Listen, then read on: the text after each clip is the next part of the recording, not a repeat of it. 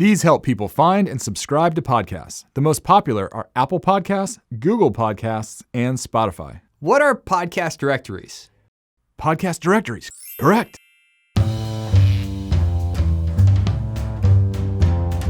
It's hard to understate the importance of podcast directories. Since all directories have listening functionality built in, it's how most people will listen to your show, and how a lot of people will find your podcast in the first place. So you're going to want to get into the major directories.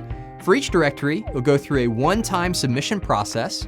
It's totally free, and Buzzsprout makes it super easy. The submission process for each directory is slightly different.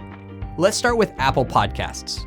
For Apple, you'll need to log into Podcast Connect using an Apple ID. If you don't have an Apple ID, we have instructions walking you through that process. A few clicks later, and your podcast will be submitted for review. Apple can take up to 2 weeks to approve new shows. Now let's take a look at Spotify. This is a much simpler process. You simply confirm that your podcast has all of the required information, and then it's a one-click submission. Your podcast will then be live in Spotify within 48 hours. Okay, one more quick one, Google Podcasts. This time, you're going to log into the Google Podcasts Manager and follow the simple instructions.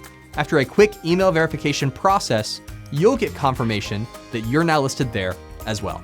Those 3 podcast directories account for 90% of all podcast episode plays. Now your show is listed alongside all the top podcasts worldwide.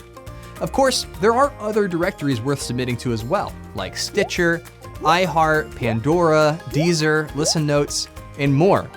Buzzsprout makes it super easy and quick to get into them all. Good luck and keep podcasting.